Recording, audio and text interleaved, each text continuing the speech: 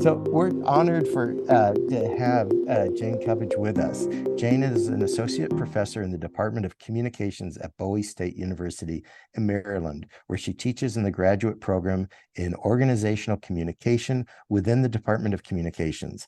She's author of several edited books, including Critical Race Media Literacy, Themes and Strategies for Media Education, the Handbook of Research on Media Literacy in Higher Education Environments, and Developing Women Leaders in the Academy through Enhanced Communication Strategies.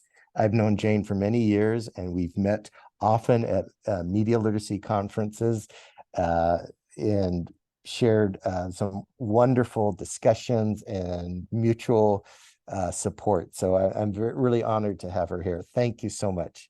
Jayne, I'm going to turn it over to you. Yes, thank you, Jeff, so much for that wonderful introduction. And thank you, and good evening, afternoon, or morning to everyone, wherever you find yourself in the world today.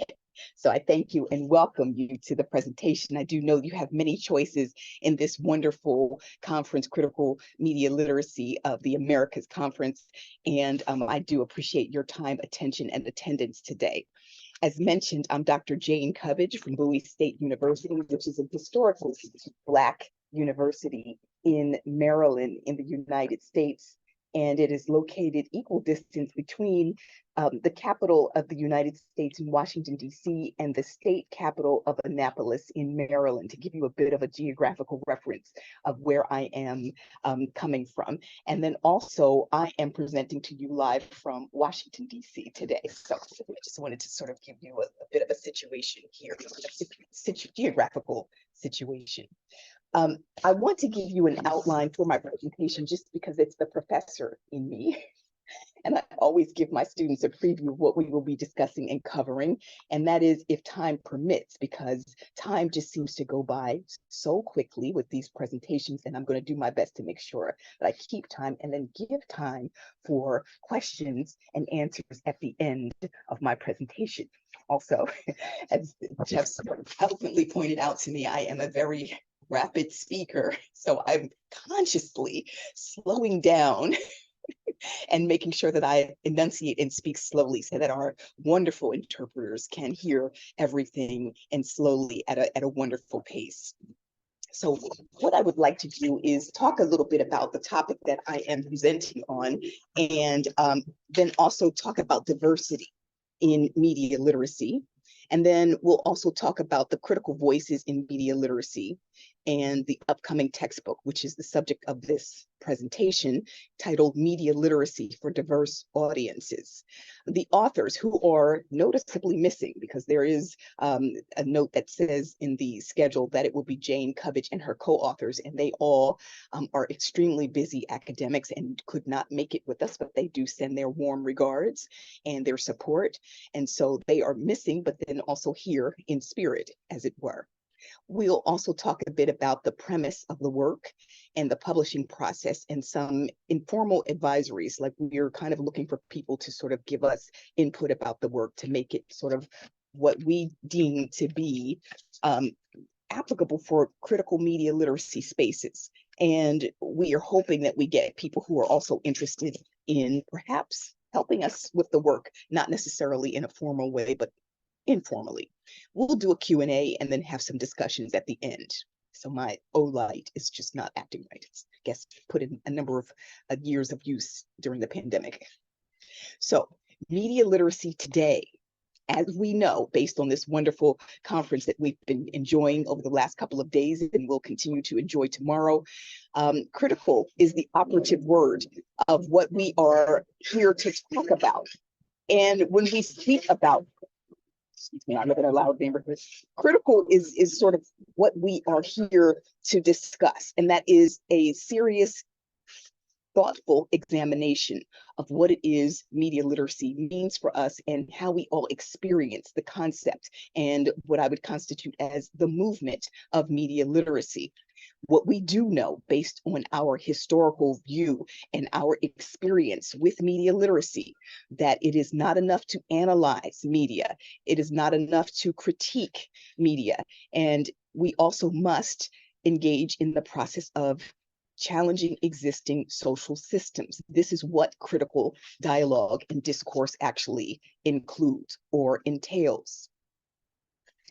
Media literacy today also often feels like a social club in some instances, whereby there are a group of scholars and some activists who are interested in ensuring that the entire world, the population, whomever needs to have access to the concept of media literacy and its requisite skills and application of skills in their media pursuits, have this information. We are all committed to doing this work, yet sometimes it can feel a bit insular, like we're in a social club rather than a popular or a necessary social movement needed to enhance or expand the information and repertoire of humanity in general.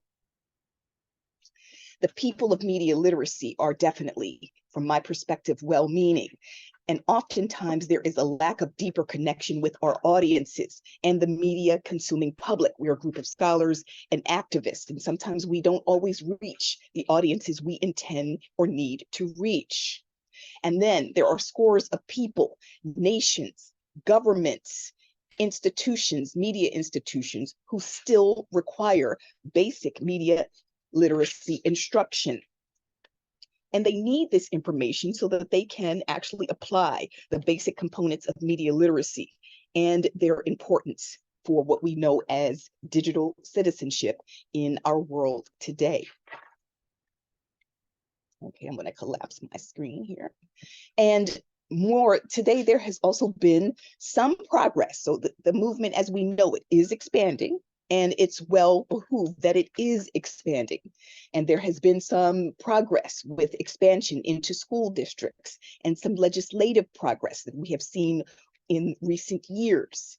Yet, that said, there is still a long way to go for universality or full saturation of media literacy as we in this movement know it and need it for it to be. So when we talk about critical media literacy and we talk about the perspectives of critical media literacy, we understand that critical perspectives, as mentioned previously, encourage us to challenge the status quo, address social imbalances and points of oppression, and there's much of that, champion the voiceless and help them to become active in using their voice and help other people to hear their voice, examine economic practices, examine issues of power and the lack thereof. And then also critical perspectives require us to discuss what is said and what is not said, that text between the lines. Also, as we know, critical perspectives require us to dismantle hegemony and imperialism. But critical media literacy also requires us to look at diversity. And before we can address critical voices and perspectives in media literacy, we must first discuss diversity. As we know, you've heard undoubtedly lots of talk about diversity, equity, and inclusion, known as DEI. And this concept, diversity in particular, is a buzzword for today. It is on the mouth of everyone, from education to corporate spaces to community spaces. Everyone's talking about diversity. We understand diversity to mean multiplicity, inclusivity, equity, and that is for everyone and not only a select few. So when we look at and compare a critical approach to media literacy versus a diverse approach, we see that there are some overlaps in both concepts and that they do in fact go hand in hand, as just noted on our previous slides. So this concept came to me when working on a most recent publication titled Critical Race, Media Literacy, Themes and Strategies for Media Education, which is an edited volume I worked on and had the privilege of working with many talented authors on last year. And this work examines various topics related to critical exploration of media literacy themes in education. The book talks about news literacy, for example, racial and stereotypical representations in news, racial protest, historical and social movements, and protests against racial media. Saturday Night Live, which is a popular comedy show here in the United States that airs on the National Broadcasting Communication Channel Network, and talks about comedy and race often.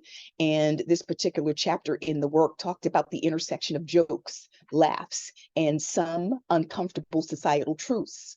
There was another chapter on racial themes in children's literature, particularly in Australia. And then another chapter which focused on Chinese rock musicians facing discrimination and bias from white rockers here in the United States and abroad. There was also a chapter on racialized messages on refugees, asylum seekers, and migrants in France. And then another chapter, among many others, on Native American news coverage of the Dakota pipeline protests. So as you can see in this work on critical race, media literacy, diversity was fused into the discussion of not only critical race, but critical exploration of how media actually brokers in these messages. And what we now know is critical themes are in fact diverse themes. So I want to turn the discussion now to existing media literacy textbooks, because we are entering into the portion where we talk about media literacy as a text and the upcoming textbook that we are here to highlight or amplify. And there is really no way to discuss all in current and existing media literacy textbooks in aggregate. We know that there is no monolithic approach to writing a media literacy textbook. We know that there are many foundational works. There are works related to and specifically addressing K through 12 education, higher education, which also tends towards combining much of its work with mass communication or journalism and mass communication context as they talk about media literacy. What we do know and what we have seen based on the collection of existing texts is they tend towards centering whiteness and Western, read American and other European or EU national perspectives, and media experiences of those quote unquote dominant cultures. These texts, and these are generalizations and not necessarily opinion yet, what we can surmise just with a quick overview of those existing texts, they tend to make presumptions about all audience members and producers of media. And in some cases, you'll see some of what we know in media as window dressing. I've looked at a number of texts, and they do have pictures of people who are of divergent or historically marginalized backgrounds in the work. Yet when you read the text and drill down, the work is not necessarily focused on diverse audiences, maybe generalized. And of course, just as with the media literacy movement in general, these authors do in fact mean well, and some of the books are in fact very helpful and have been useful. Yet, we know as media scholars and based on existing research that diverse audiences consume media differently. They experience media differently.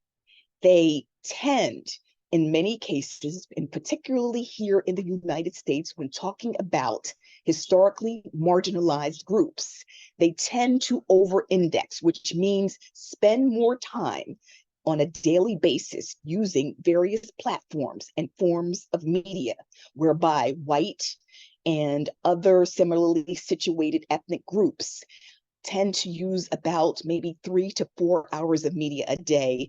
In some cases in African American or Latinx communities, that index is probably about 7 or 8 hours in a day. And that includes across all platforms. We also know about diverse audiences are that people who are represented from these groups, these divergent or these historically marginalized groups, they are far less likely to be represented among the ranks of media executives, platform owners, financiers of media or sponsors, and among groups of writers and producers. We also know, speaking of diversity, that education in the United States and around the world is also diversifying. According to the United States Census Bureau, by 2030 and or 2050, there depends on which set of data you are looking at or referencing, the United States will no longer be a majority white nation. The number of non-white enrollees entering college for the first time in the past few years has seen vast increases. And also, according to major news outlets and other sources related to enrollment rates at historically Black colleges and universities, colloquially known as HBCUs, there is an enrollment increase in recent years, even post-pandemic, where historically or predominantly white institutions have seen some enrollment drops. We can attribute this in some cases to the recent Supreme Court decision and also racialized incidents over the past few years with unarmed shootings of quote unquote Black and brown people by the police. And so these are some of the reasons that are attributed to the increase in HBCU enrollment. And this is despite a recent spate of shootings and other safety issues that have been happening across campuses nationwide. So what we know, and intuitively we would deduce or come to understand that the world is already diverse today as we are speaking about this concept of diversity, that we are amongst a group in a world where two-thirds of the population is already, or 75% of the world's population is already classified as non-white. So when we talk about diversity, it's really a misnomer of sorts. Yet it's one of the ways in which we communicate the concept of inclusivity. So I want to establish that as well. So about the text that we've come to discuss, Media Literacy for Diverse Audiences was born out of necessity. As a JMC scholar at Bowie State University and many other universities as well over the course of my academic career, in teaching media courses, particularly to diverse audiences or to marginalized audiences and groups of students, I found that the text would be woefully shy of what the students were looking to and how they were looking to engage with the text. What the text was talking about in many instances was not necessarily relevant to what the students were interested in speaking about. So I found myself having to use lots of supplemental material, and the books were helpful as a guide in terms of what we talked about, but we always had to add more information to it. And so in teaching specifically either journalism and mass communication courses, broadcast journalism courses, production courses, broadcast news writing courses, and news production courses, I would have to add and use culturally relevant information for my students specifically. So accordingly, I created a course called COM 205, which is Media Literacy for Diverse Audiences, named for the textbook that is forthcoming. It is an undergraduate level course at Bowie State University. It is a course listed in the general education curriculum in our university. It is a communications listed course, but it is not a required course. It is an elective for comm majors and an elective for anyone who is in the general education curriculum looking to take the course. One thing good about the course is that it does require an environmental discussion. All gen ed courses must now discuss something about the ecosystem and I guess the environment. And so we use that as an opportunity to incorporate eco-media literacy in the course. And the last time I taught the course, we talked about environmental racism, and the topics were extremely compelling. And so this is a very, very good and very salient addition to the media literacy discussion. So in addition to all of that, I came up with the idea of just publishing a textbook on this topic, and thought if you want something done and you want it done to your liking, it would be a good idea for you to simply do it yourself. So some key features of the text. There will be 12 chapters in the text, and it will be focused on combined online and digital media, as well as media with a legacy focus, what we call traditional media or legacy media. And we will also talk about and specifically highlight and amplify the perspectives of diverse audiences. And that means those who were previously marginalized or historically marginalized, we will amplify those perspectives and speak centrally from that perspective in this textbook.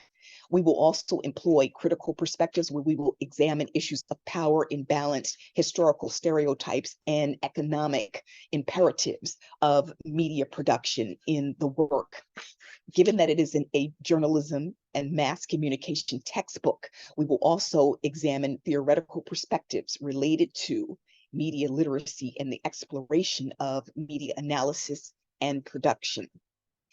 We will also talk about various platforms, genres, and media industries. And there will be a discussion of owners and, producers who have contributed to what we now know as the constellation of media offerings and the media ecosystem, as well as helping students produce their own media in their own right without evoking some of the historically oppressive concepts and practices from previous media producers, previous and current media producers.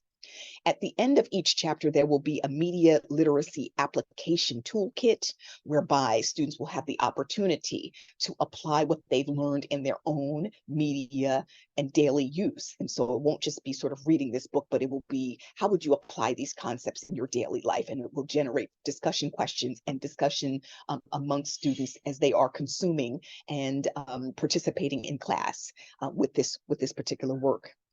There will be a heightened focus on the content creation of students themselves and what they can do, because we're all media producers when we think about it.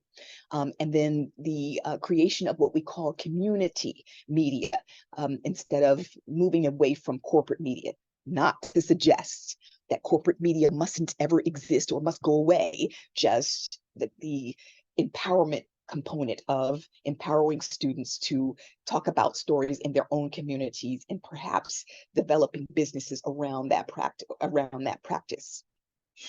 And then again, as mentioned, we will focus on eco-media literacy in many chapters. And so we could be talking about online media and digital technology and the devices used to talk about these particular tools that we use to consume media. And then, of course, that would turn our subjects and our focus onto African nations such as the Democratic Republic of Congo and the mining for cobalt and other minerals that are used to produce the devices, our screen-based devices, and in some cases, advertising about electric vehicles as they are supposed to help the economy, but then the batteries that are associated with it. In my class, the last class I taught about media literacy, we had students talking about blood diamonds in Africa, about the Flint, Michigan water crisis and environmental racism, and various things about rising gas prices. And so the students really are interested in the concept of eco-media literacy, and we are very enthused about incorporating that into this work. And so I am remiss not to mention my co-authors. In addition to myself, we have Dr. Andre Nicholson, who is a professor at Middle State, Georgia University, Dr. Vincent Pham, who is a professor at Willamette, I think I'm pronouncing it right, University, and Dr. Alexis Romero Walker, who is an assistant professor at Manhattan College, who will be joining me with this work. And we are in the process of the book proposal phase. We do have a very, very interested publisher, and we are in a second round of reviews at this point, and we are targeting to have the book published by middle 2025. And then we're hoping that the book is available for adoption by spring 2026, or most specifically by fall of 2026. We have very strong enthusiasm for this topic and this particular book as we are proposing it. The publisher is extremely receptive, and we spoke with the publisher about taking a critical approach, and I think it's apt for our conference to talk about this matter, because our thinking collectively was that we would sort of go a little soft and not really hammer down on the ills of media. And we were advised by one of our reviewers to take a more critical approach. And in speaking with the editorial procurement or the procurement editor, she mentioned that, in fact, the publisher was very receptive to a critical approach. And so we will be speaking more critically about various issues.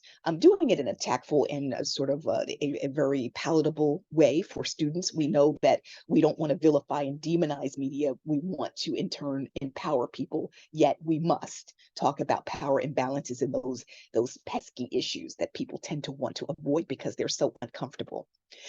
As co-authors, a group of us, we believe the book will have traction at multiple colleges and universities across all demographic groups. We would like to speak with our publisher about potentially translating the work into other languages so that students around the world could have access to the material in the work. We have not spoken about that as of yet, but we will. The publisher is international, a very well-known international publisher, and that is possibly something we could look into. Again, as mentioned, preliminary discussion of the work brings much enthusiasm. I remember serving on a particular committee and I was just talking about the book in general. And one professor piped up and just said, "I'd love that book. I've been looking for a book like that for so many years and have not been able to find it. And my students need something like that." So we are very pleased to say that there is keen interest in the work, and it's very enlivening to see. So we are extremely excited about the work, and we believe that the best is yet to come.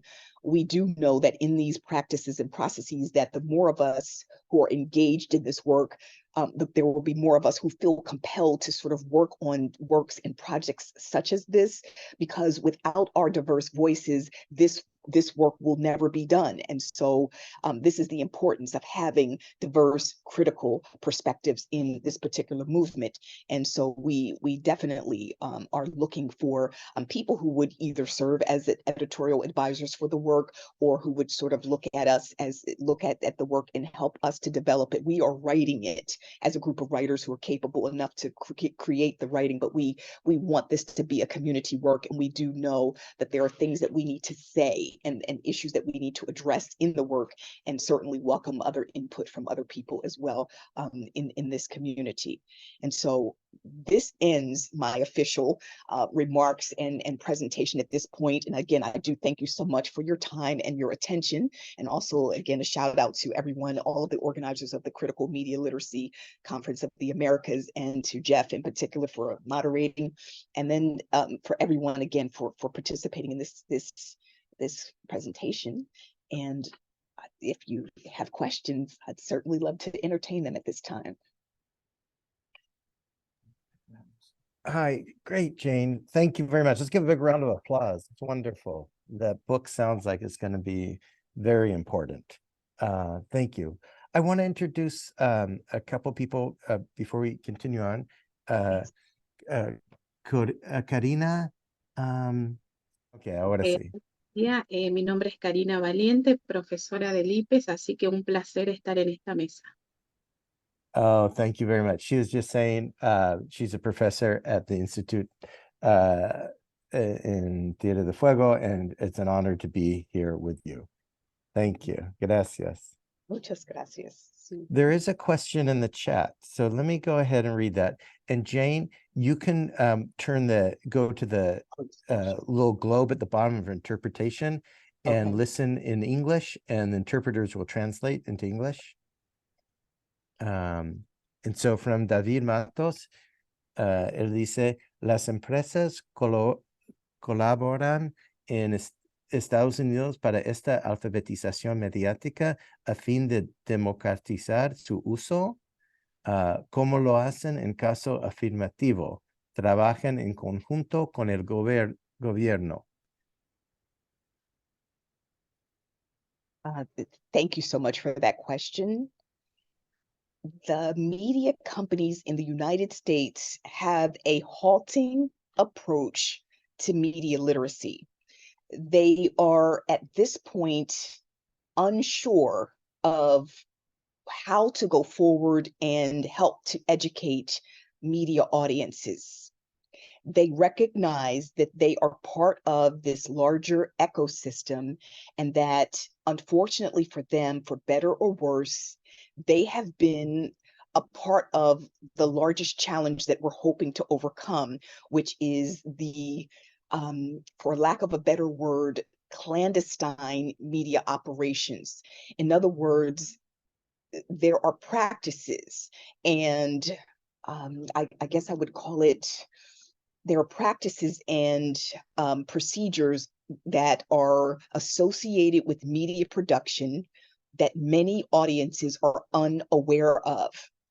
So think of an amusement park like Disney or some other major place where you go and it's selling you magic. It's selling you a wonderful experience. It's selling you a good time.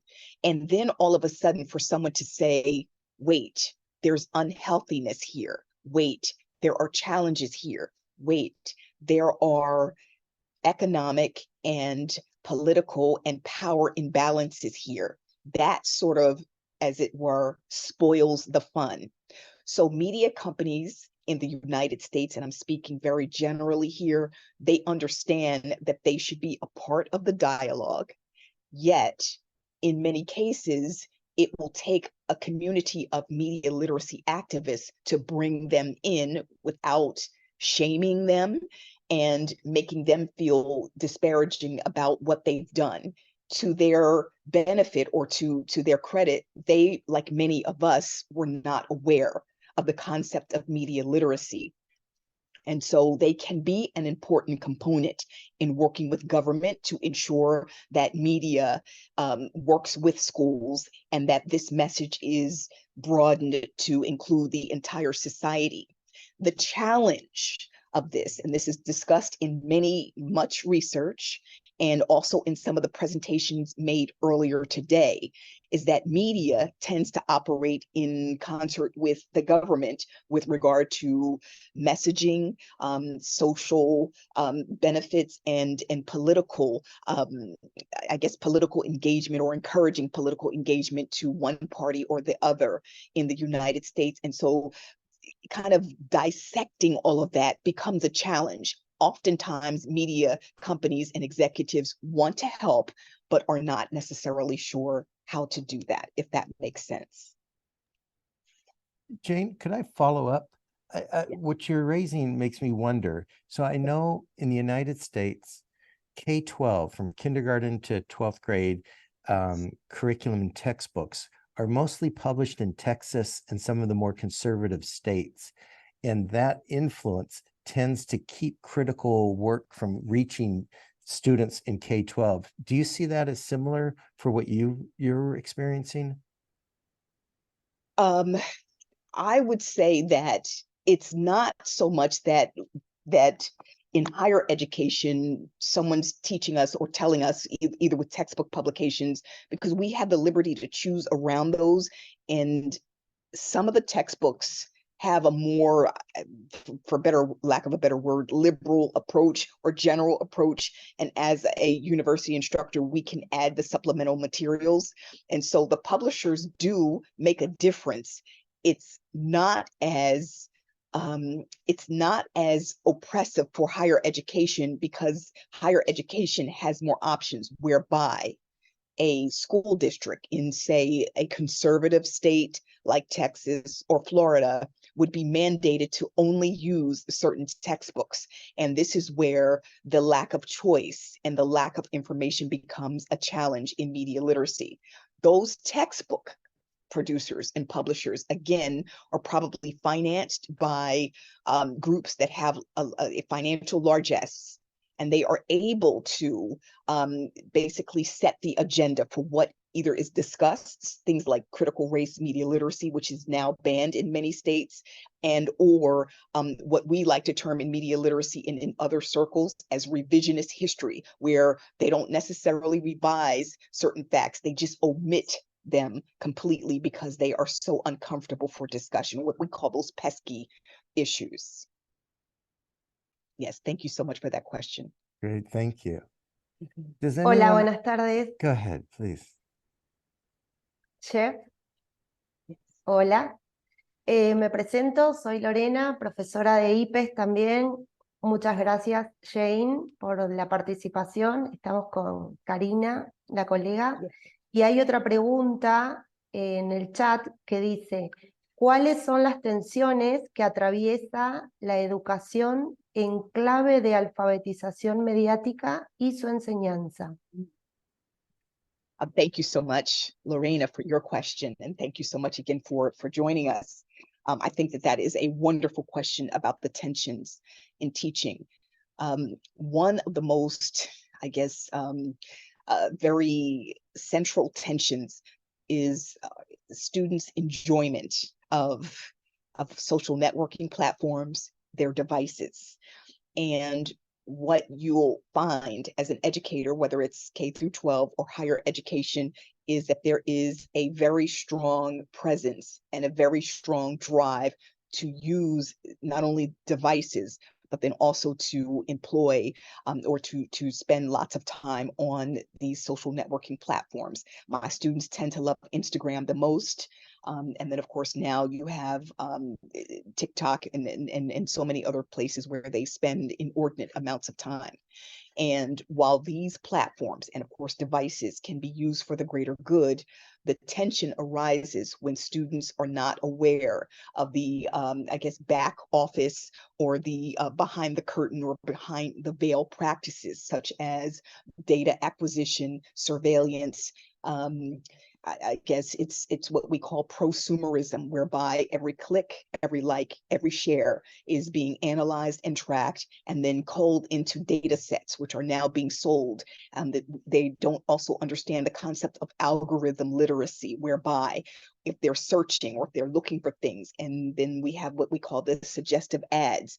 So in trying to bring awareness about these practices, there's sometimes resistance. And the tension comes in because we understand that if we don't stem the tide and create a sense of greater awareness and sort of awakening among students themselves and younger users, that this is going to sort of go off the cliff, where we will not be able to get this back into the hands of the people where these practices and processes belong. And I say that because without the people, without our use, our time, our attention, and our free labor, these sites will go out of business. And so the billion-dollar valuation and the analytics and all of these things, the ownership of the platform, the ownership of data and information is not always known, and it is a difficult subject to bridge with students who just say, "I love the gram, and I'm a heavy influencer on this particular social networking site." Great. Thank you. It seems Perfecto, nos quedan 10 minutos. Perfecto, gracias. We have 10 minutes left. And it seems like what you're talking about really kind of leads so well to the theme of the conference. Before we kind of address that a little bit, David has a question. No sé, David, ¿quieres hacer la pregunta a ti mismo? Porque tu español es mucho mejor que el mío, estoy seguro. I'm going to let David ask you the question so you can listen in the English. ¿Qué tal? Hola. No, te quería consultar, preguntar.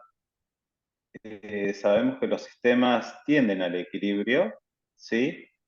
Entonces, en función de esto, ¿podés interpretar que hubo cambios o que en la construcción de los mensajes en los medios se atendió a esta diversidad de cierta manera? ¿Los medios entendieron que el público había So thank you so cambiado? much.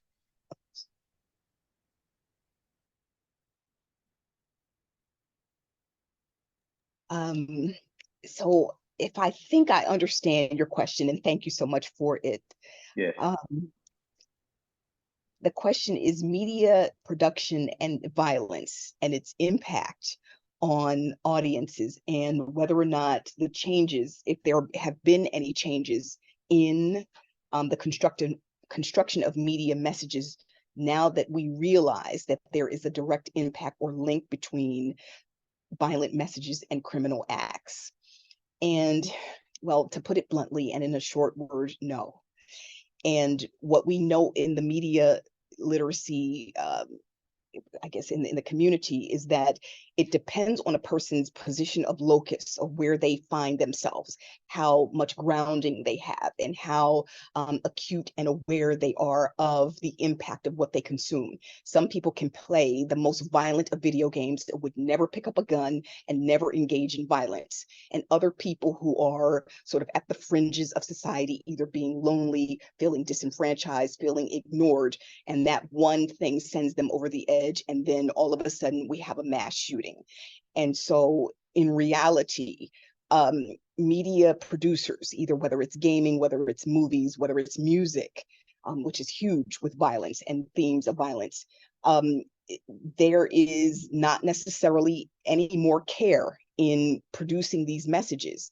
And again, this is an avenue of growth for the media literacy movement, whereby people in the community must or behooved in some respects. I hate to get into shoulds.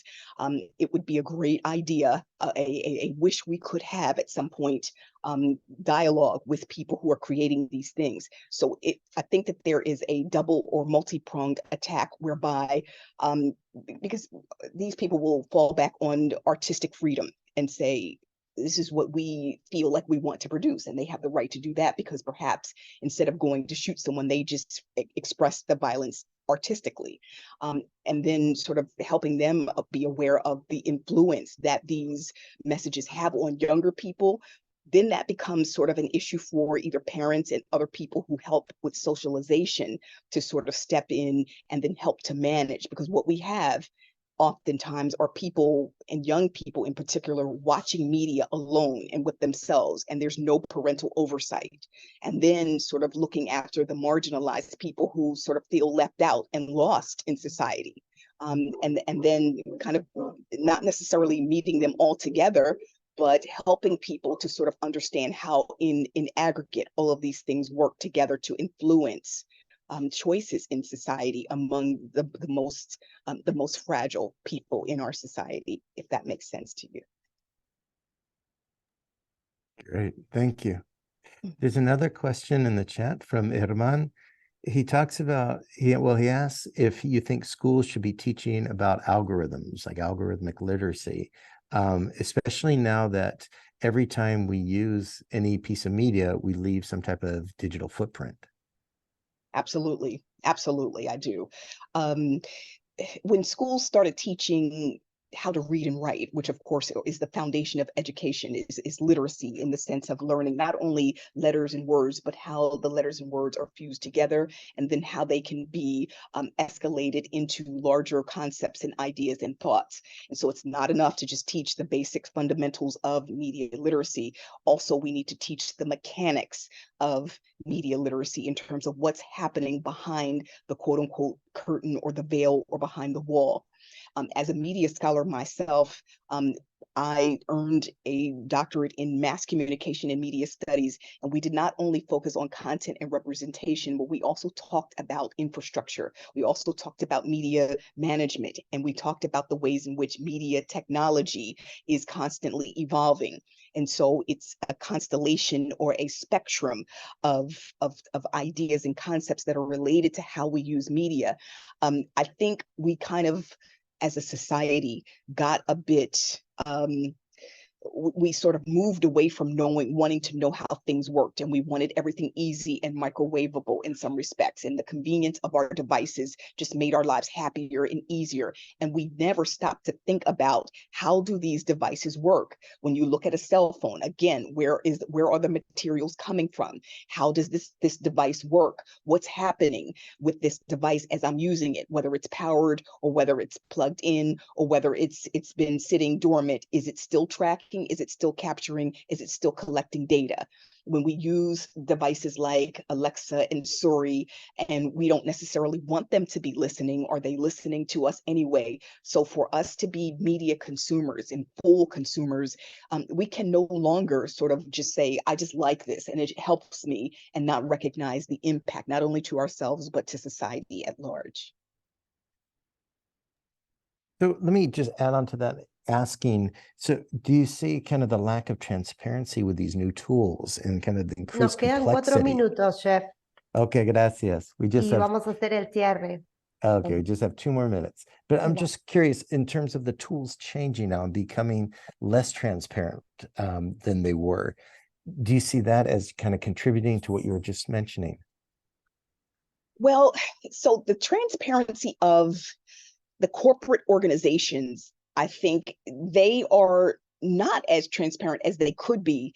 Yet, if the consuming public demanded more transparency, then they would be forced to do so. So I tend to feel like there is onus on both sides, so that the corporations who are doing their corporate best to just earn as many profits as possible, because that's what they do, they have liberties to do that. Yet if we're, as a community or society, looking at the impact, then there's also that empowerment component of media literacy that would suggest that a collective approach to asking and demanding that there be more transparency might bridge the gap that we see right now.